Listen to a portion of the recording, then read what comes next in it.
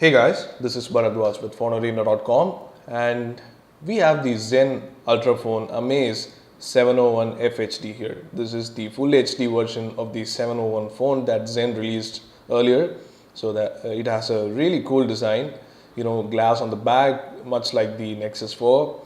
And talking of the back, we have the 13 megapixel camera here over at the top. So it has also a single LED flash, and there is also a secondary microphone for stereo recording in video. So pretty capable camera this. And you might have noticed that most of all the full HD phones that come out these days have the 13 megapixel camera, but haven't performed that well in our tests. So how does the Zen Ultrafone Amaze 701 FHD perform? Let's find out in our camera review.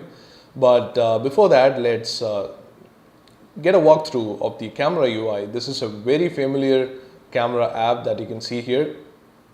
So this is completely familiar territory because this is exactly the MediaTek camera app that you saw on all the phones that have released in the past year in the mid-range. So pretty much exactly the same user interface here. Over at the top right, you have the flash toggle and the front-facing camera toggle. And talking of the front-facing camera, it's paramount to tell you that this is probably the first 8 megapixel front facing camera. That's like insane. The front facing camera takes great pictures but can record only in 480p video. So that's VGA resolution for you.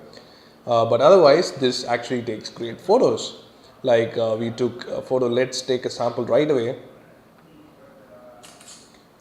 And let's zoom in for the details here. It can autofocus too, so that's pretty cool. You can see that it has focused here and not on my face.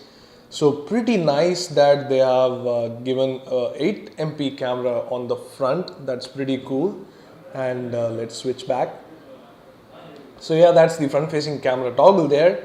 And you also have the shortcuts for shutter keys, these photo shutter and the video shutter. So long pressing will take a photo and also a burst of photos when you long press it. So that's the shutter keys functionality. You also have the video mode, which will directly record a video, and you can also take a photo while recording a video. And you have the gallery thumbnail here, which you can also access just by a swipe. And there is the full settings, which we will come to after going through the shortcut icons on the left bar. So this is already, I said, that pretty familiar territory. So that's normal, the HDR mode, the face beautification, panorama, sweep panorama. This is the automatic scene selection, and you have the smile shutter. So this is automatic scene detection, as I said. And then you also have the best shot mode, which takes a burst of shots and let you select the best out of the lot. And there is also the EV bracket shot mode. So pretty very familiar to the MediaTek cameras. In fact, it's exactly the same. So anyway, talking of the settings, so these are the in-depth settings. You have the scene modes here, which are pretty similar to what you have on the point-and-shoot cameras. You have the color effects, the exposure, white balance, and inside the camera settings you can change the picture size, which is 13 megapixels or 8 megapixels in 4:3, and in full screen you have got again full 13 megapixels and 8 megapixels, which is quite surprising because this is supposedly not a hybrid sensor.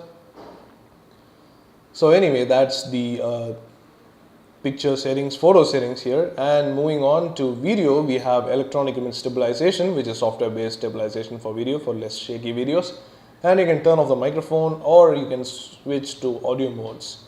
So this has stereo mics, so that will enable you to record in stereo. That's pretty good. And the video quality, when set to fine, will record at 1080p. You also have basic effects and the time-lapse interval option.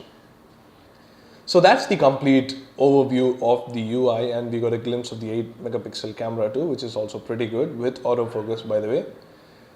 So what about the camera performance of the rear camera?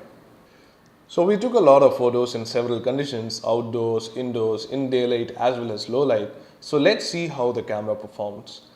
First up, daylight samples. Take a look at some of the samples and we'll discuss what it's like.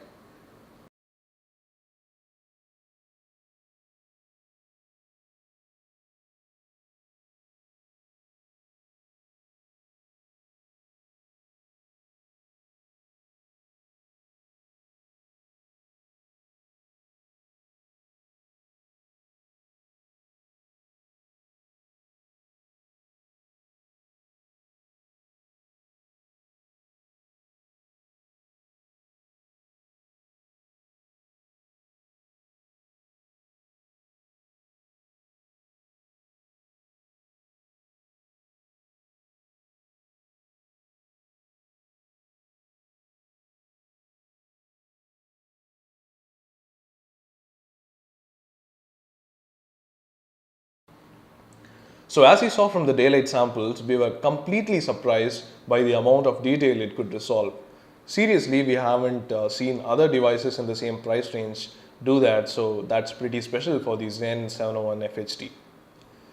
But in terms of color balance, we would say that the pictures are pretty much washed out. As you can see from the table here itself, the table is actually somewhat of a yellow color.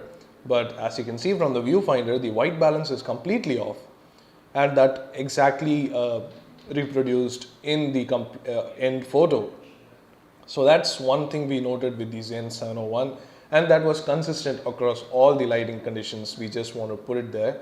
But the detail was really impressive enough to see actual differences between the other 13 megapixel cameras in the mid-range. You might have seen that other phones have pretty average cameras, but the Zen's 13 megapixel camera is actually great in terms of detail, but the white balance is an issue that stands out. But then we also took some macro shots to test the autofocus power of the Zen 701 FHD. Take a look at some of them.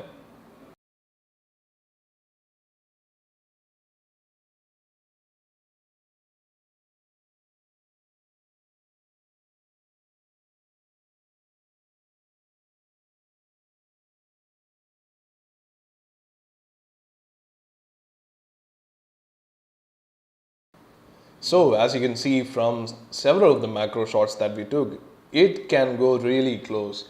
This toy that we have kept in front of the camera is actually really close, and the Zen could focus on it really fast, as you can see live from here.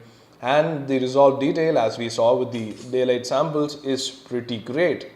You can see that there is less of noise and lots of detail, including these details do not appear that simply, so that's pretty nice. But again, the colors are completely different. You can see live that this minion looks a different color from what you can see on the display. That's not the problem of the display. We have tested in several other monitors too. The white balance is completely off and the colors are washed out, but that's our only complaint so far. The details have been pretty impressive. So moving on to HDR, this is one feature that we see present on all cameras these days, but whatever we do, we can't see difference in some of them, and the Zen 701 Full HD is one of them. There is no tangible difference between two HDR photos, even in perfect conditions for HDR. For example, this photo. This you can take a look in full resolution. This is the normal photo, and this is the HDR version. So as you can see, not much of a difference, but other phones, like for example the Intex Aqua i7 can take much better HDR photos than this. So that's what we felt about HDR. Now moving on to low light, this is where the Zen 701 Full HD falters. The color noise is extremely relevant and shows off really well, but that's not a compliment. The color noise is actually deterrent to the final quality of the photo. In the auto mode, we saw that the noise is extremely high, while in the night mode, it's pretty less. You can take a look at these samples along with the LED flash sample right here.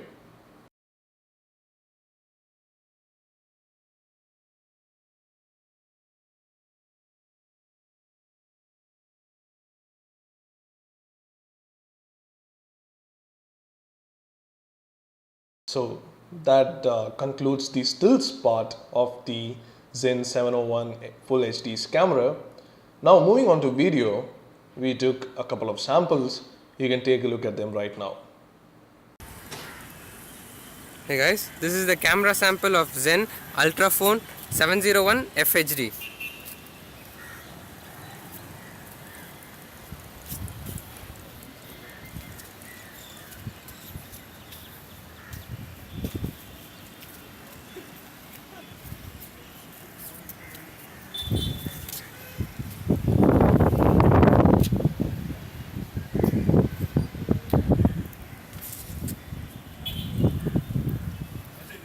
So as you saw from the video samples, they are recorded in 1080p Full HD at 30 FPS, and we noted that there is a lot of edge sharpening going on, and again we saw the white balance and color balance issue. So completely washed out colors, over sharpened images, and we also had a problem with the autofocus, which was not pretty consistent. But otherwise, the audio was pretty nice.